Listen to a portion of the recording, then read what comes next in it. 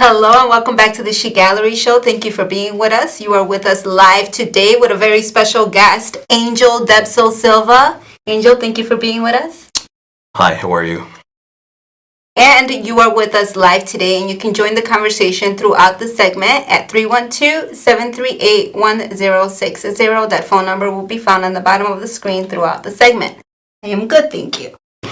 And we are very excited. We have so much to talk about today because there is so much history that Angel has to share with us. And please remember that you are live with us today, and you can always visit us on our website at sharinghisenergygallery.net. Again, that's sharinghisenergygallery.net. And we are going to ask you to give us a follow on our social media web page here, and we're going to introduce you to some of the Angel's history with his artwork and all of his many forms of artwork and skill sets. Why don't you talk to us a little bit about the kind of work that you do? I do a lot of different kinds of work. I tattoo mainly full time. It's not so much full time anymore, but I guess it's considered full time if I'm taking care of pretty large work. And I'm also doing a few other things, working on my private studio mainly, trying to build it out from nothing, and trying to make it work for me, and very different businesses as well at the same time within the space, and making the most of it really. The most of it. Mm-hmm. Now we are talking to a true entrepreneur. Desso has been around in the graffiti community since the 90s, and he's been an entrepreneur with his tattooing, and has really owned this skill. We were just having a conversation with Angel, and we were talking about the sacrifices, 10 to 15 years. Why don't you talk to us a little bit about the behind the scenes to be to take this role, to take your skill set as an artist serious, where you say, you know what, I'm not going to work for somebody else. This is not work. I need to do this for myself. Where you take what you love and you do, you live your life doing what you love. What's that like for you? And you want to talk to us a little bit about the sacrifices, the behind the scenes? I would say that if you want to do something, you need to go ahead and do it full time. It becomes your life. I did it for 10 to 15 years, tattooing, and I just focused on tattooing and trying to learn everything possible and how to do it the best way I could. And so I lost a few other things like birthdays and family gatherings and things like that, but I really gained a lot, and now nobody can take that away from me. And I'm moving forward into other areas of tattooing and tattoo world, especially the tools that are used, the artists use and that they need, and I'm getting to all that spectrum of like what could be better, what could be easier, what could be what would help the artist do a better job. And so that's kind of what I'm interested in doing, for the most part. And it's really interesting because not just for yourself to become a better artist, but also learning the differences in the tools, really concentrating on the use of the ink and making your own ink, and then building your own machinery, really finding what's needed, not only being a tattoo artist, but really accommodating and fulfilling the needs of other tattoo artists. And that's extremely thoughtful. So aside from tattooing, you were also grassroots from the 90s. Yes. We're going to go ahead and take a look at that page. You want to talk to us a little bit about CBS and your graffiti background? My graffiti background is started with TNS, the Native Soul, back in the early 90s. I was with them for 20 years, so that's pretty much a long time. Great friends and all that. But that was the early years, and day and night, pretty much just going out and doing graffiti, and again, learned as much as I could and developed my style, and still developing now. So, Sorry. the latest would be it's ITS, its crew. I'm part of their crew as well, and trying to make things work with them, and put out great productions. I can't do it anymore. It's not as much as I used to, but I still try to be there for them when possible. CBS started because it was kind of like my goal to be part of CBS from LA, because it's such an old crew from early '80s, and I got the chance to be a part of that, and still today I am in whatever way that I am as an artist, not just a graffiti writer. So that's kind of why I'm still part of it. Mm-hmm. So we're talking about an LA-based graffiti crew called City Bomb Squad. Started in LA, came to Chicago. It's also now known as he mentioned, Can't Be Stopped. How did you link up with graffiti artists in LA, and what difference do you see between the styles in LA and in Chicago, and how do they overlap with each other if they do? They don't. I don't think that they do. I think that they have their history and they stick to that. Here we're different. It's two different ecosystems. You can't say you can bring it here because it won't happen. Chicago is like that, and LA is like that. And since they're so deep rooted in LA, and so are we, it doesn't really work. But we share the basics, and I think that that's what works.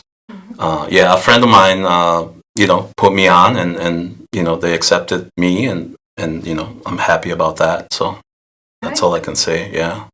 Thank you. Sorry we're not able to link you to the pages right now, but we are going to link you back to we're gonna talk about MOS, and then we're going to talk about yours, rest in peace.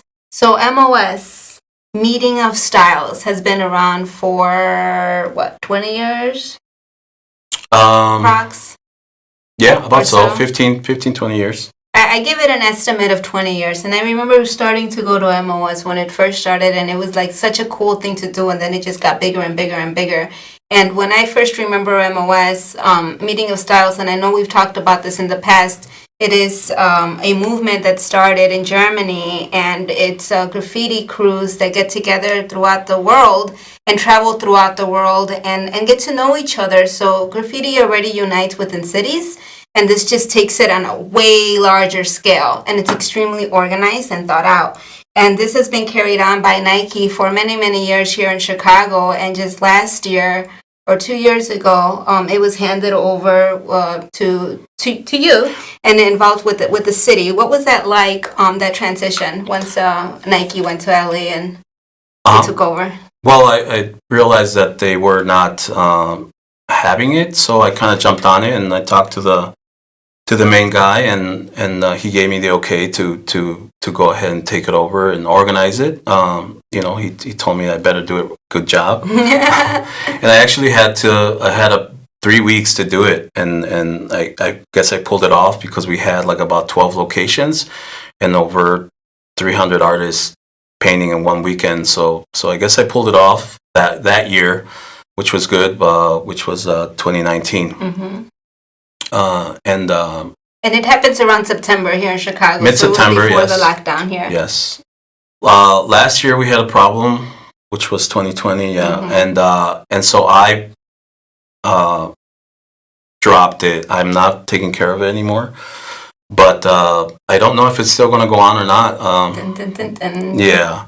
So there was a lot of problems last year, and what can you do? It's Chicago. It's Chicago graffiti. I say we keep it going. I say we keep it rolling. So one of the really cool things that came about from MOS is that Angel, as he mentioned, he got to really know more artists. Graffiti writers are blooming every single day like brand new flowers. Everybody wants to be in the crew, come up with a new crew, be in a solo crew, and it just keeps growing and growing, which is cool. So then that means that there's a lot more artists, there's a lot more people that want to be involved. And generations, you're sharing this knowledge and this opportunity. And one of the young seeds that I was going to say MOS, and I was going to say Debs, and I was going to say yours all at the same time, and I said Mars. That's hilarious.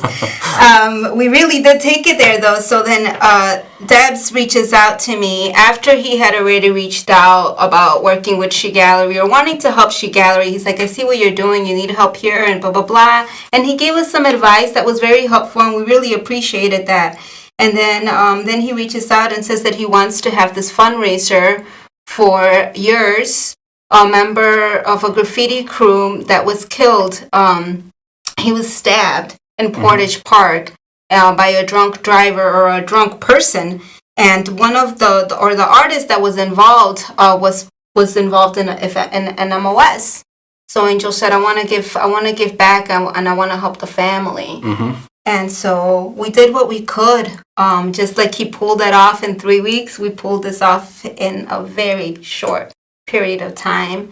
And we want to thank everybody that was involved with making this happen. Here we have Angel and Flash, and we had some help from the media that was also there. But something that was really, really meaningful and special was hearing yours, Mom.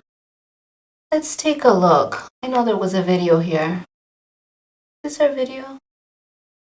No. Sorry. Here we go. Oh, so special. Let's take it here. Can you guys hear?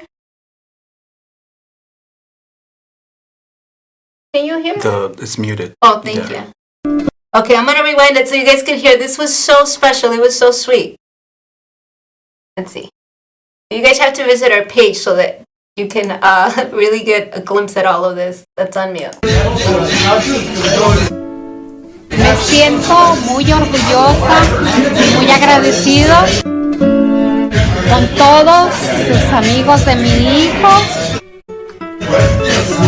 Para mí no se ha ido. Está aquí con nosotros. En cada uno de sus amigos veo a mi hijo. Él sigue aquí con nosotros y lo han dejado solo. Ahorita están con él. Es mi artista, está en el cielo, se fue a pintar para allá. Pero aquí los tengo de cada uno de sus amigos. Y muchas gracias por todo. Muchas gracias por quererlo tanto a mí.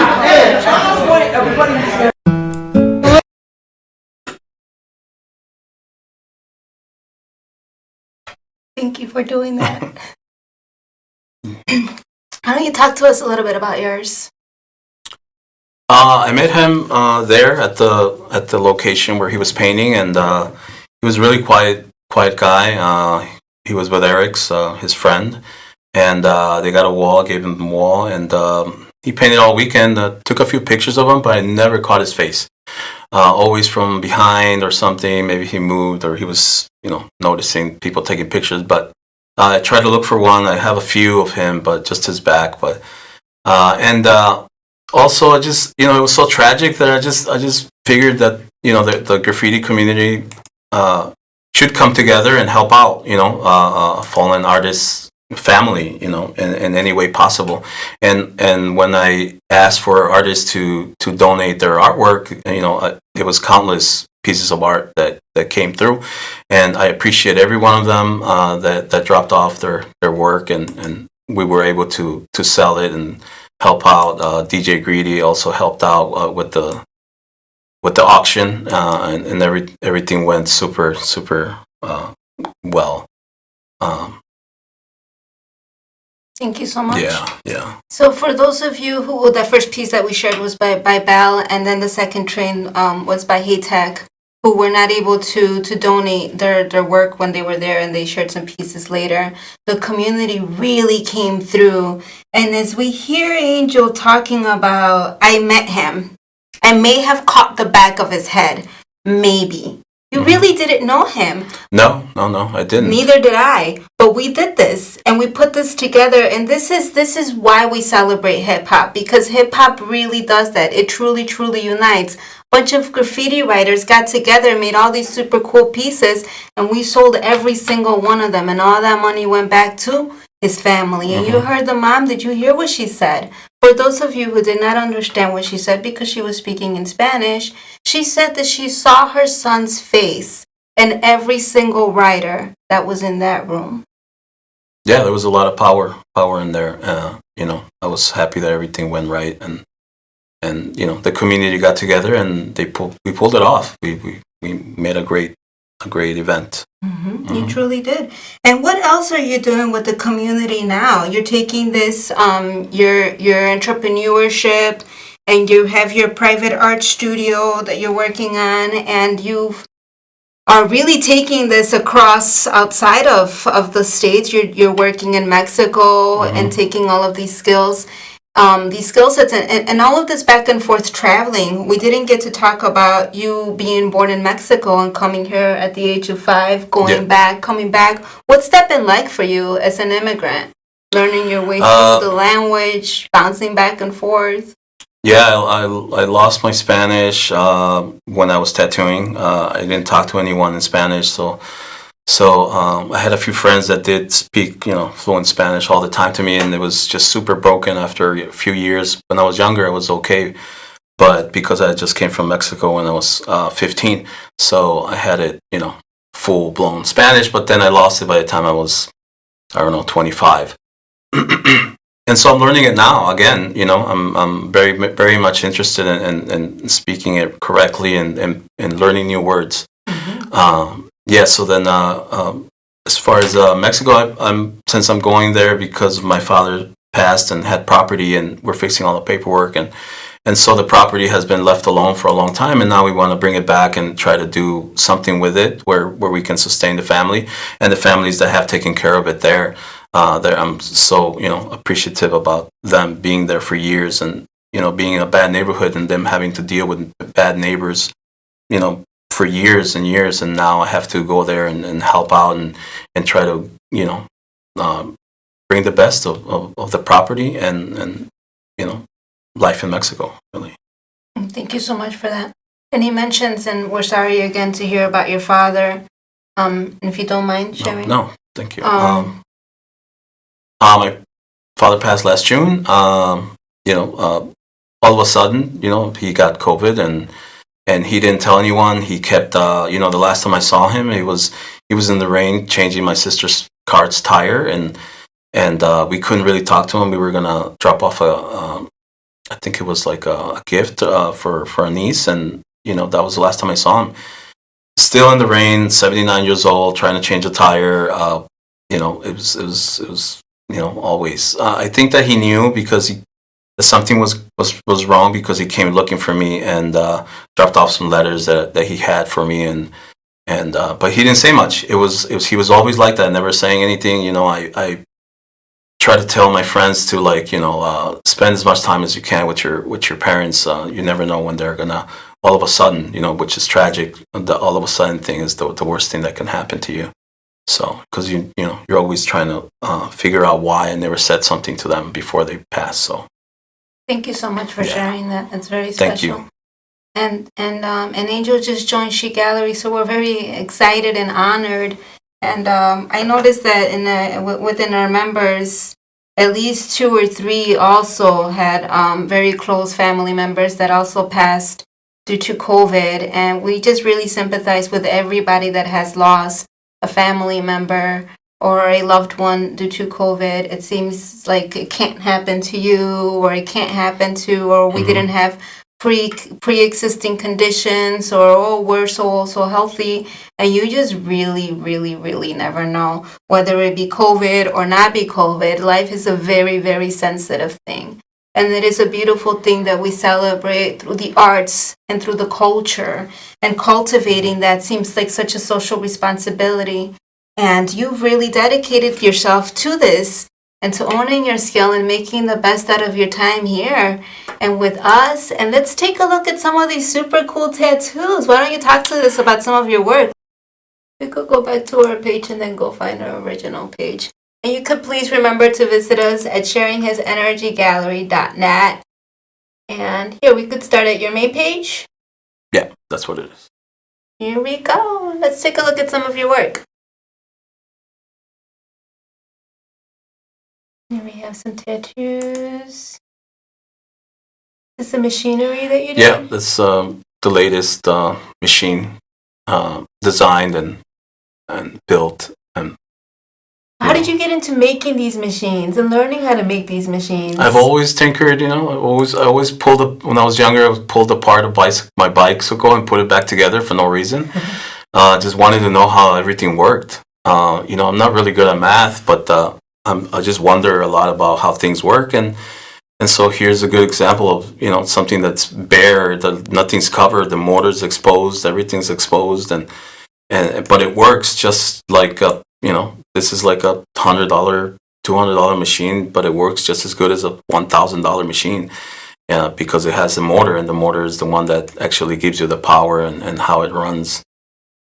But I wanted to do it with, as simple as possible, and that's what it was. That's what it is now. Where did you learn how to make tattoos? What was your influence to become a tattoo artist?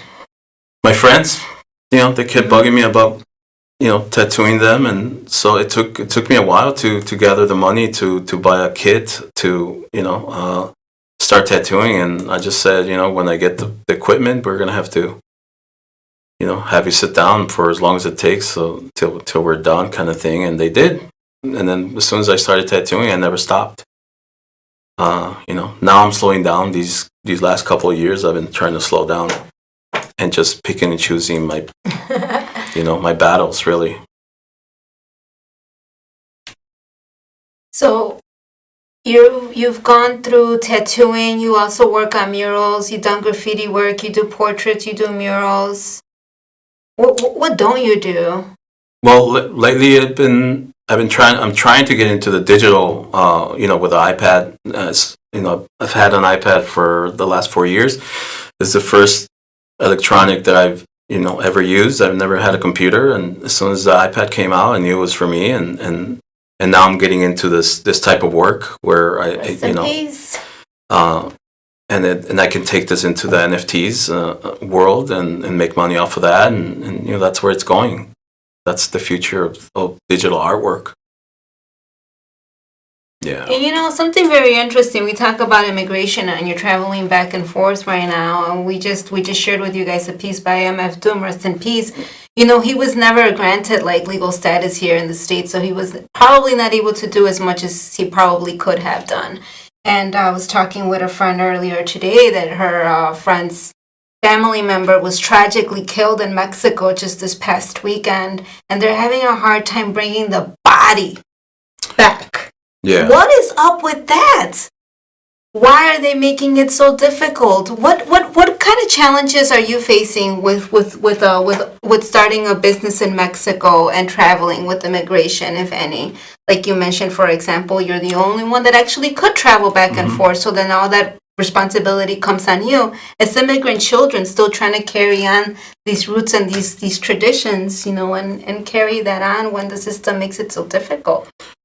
Yeah, I think it's just that the changes. The changes are all everything. Laws are always changing, so you have to keep up with them. Otherwise, you'll be stuck at the border or something like that. And, like you're trying to bring someone back, and you won't be able to. So yeah, it's you can't help that. It just happens. It's like that. It's politics. So it's so limited. I'm like, I could not believe that. I'm like, here, they say that you can be granted an artist visa, and that's how my family and I got here. My father's a musician, so he had a musician visa, and that's how we got here. But that was in the 80s, so things have changed a lot. Yeah, very much. There's still artists trying to get visas for sure. It's harder. You have to be like an international artist now. Yeah, you have to connect with a big company in order to be able to get a permit for sure. And as an entrepreneur, what message can you give to other entrepreneurs and others that are trying to make it, and especially as in the tattoo artist field where it's become so competitive because everybody is getting tattoos now. People that normally would not get tattoos are now getting tattoos. Why do you think that it's become such a trend, and what recommendation can you give to newcomers? Tattooers, you mean? Well, to all artists, but if your focus is tattoo arts. Well, in anything, like look at what you need to do your artwork, or whatever style, whatever everything, and then try to get into that space, that ecosystem, and try to look at it, and see what companies are running the most, what where does it come from, all that stuff. Look into it, and it's all research. I love doing research for everything because you have to. Like, to be a lawyer, you need to do the research. To be a doctor, you have to research your patient. What happened to him, where did he go, when, what time, what did he eat, all that stuff is the same thing. Apply that to everything that you do, and if it's just drawing, and then find out where your pencil comes from. Does it come from a volcano in Japan, or does it come from South America? And that information is good for you to know. And it'll take you farther than you can imagine if you do the research on whatever it is that you're doing, for sure. And try to do it from the beginning, from the bottom, from zero. Start anything that you're doing from zero. Take away everything that's on top of it and just clean it out, and start fresh and pure, and build it from there. And it'll you may go pretty slow, but you start to get a lot faster, and you can never stop. You'll just always keep going. If that doesn't work, then you jump up to the next thing. Just keep moving. Stay curious, keep going. Stay curious, keep going. Yeah. Are you self-taught? I am. I would say so. Yes.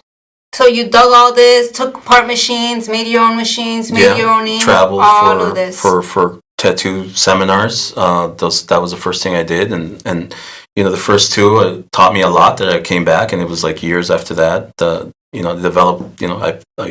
I changed my tattooing because I listened to people talk, and it clicked to me, and it worked out. And then I've been doing that ever since. Listening to people and what they do and how they do it, and it may be just a little detail that'll change something really big in your artwork. So pay attention. Pay attention and master your skill. Yeah. And that's what you did. And there was a lot of sacrifices that you had to take on in order to do that. So here we have, one of parts of the advice is to make sure that you spend time with your loved ones. And then also your advice is to dedicate your time to your skill. So it's finding that balance, right? That has to be probably one of the most challenging things, finding that balance. And now you are working with your children as well. Do you find it easier to find a balance that you get to work with your children, or try to pull your seeds into work? I know you do a lot of like photo things, or expose your children to a lot at least. Do you feel like, you're passing that on to your seeds? I am trying. It doesn't seem that way, but they never tell you that, my kids are not as expressive as others. But I think that as long as I'm doing the right thing, and as long as I'm staying positive with them, and teaching them anything I can, even though I think that they're not listening, they are listening, and they are taking this in, but they're not showing it, because they're not taught that way, I guess, in school or whatever. I don't know. And all this is new to us because, or to me, because, they're growing, they're teenagers, and I don't know what's happening in their life, in their world, as much as I should. But they are different, and all you can do is to be positive and do the right thing, and everything will turn out. However, you can't push things onto them. Just catch the moments that work, and then live them as to the fullest, and then move on from there, because there'll be times when they're down and you have to figure out what's going on. So that's kind of like where I'm at right now, but I'm sure that things will change, and it'll work out for the best. We're all always trying to figure it out. at every stage of our life, we are always trying to figure it out, and we are always here to support each other, no matter what stage in life you are in, no matter how old you are. When you are a child, it feels like, oh my God, I cannot talk. And when you're old, it's like, oh my God, I cannot walk. And when you're in between, you're like, oh my God, I don't know which way to go. Yeah. So here we are, and we are here with you today. And this is it. This wraps up our show. We thank you so much for being with Thank us, you. and we thank you. There's going to be so much more information on our website, and with his artwork, and more coming up with him joining S.H.E Gallery as a brand new member. We are very excited, and we'll have his bio up shortly so that you can check it out. And we'll see you again next week. Peace.